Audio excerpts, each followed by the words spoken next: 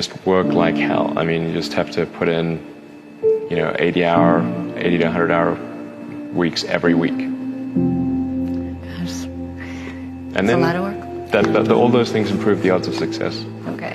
I mean, if other people are putting in 40-hour work weeks and you're putting in 100-hour work weeks, then even if you're doing the same thing, you know that in 1 year you will achieve what they achieve. You will achieve in 4 months what it takes them a year to achieve.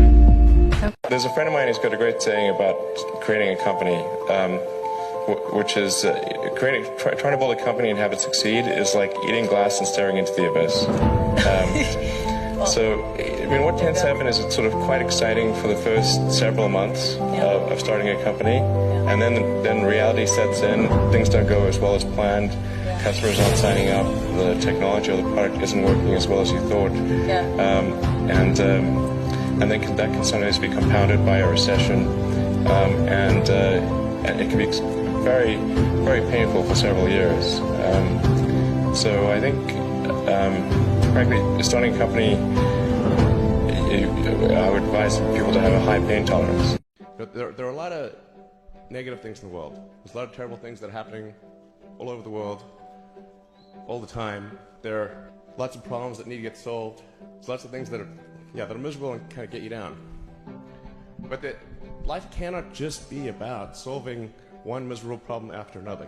That can't be the only thing. There need to be things that inspire you, that make you glad to wake up in the morning and be part of humanity.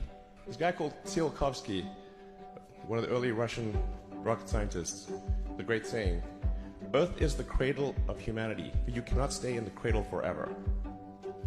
It is time to go forth, become a star-faring civilization, be out there among the stars, expand the scope and scale of human consciousness.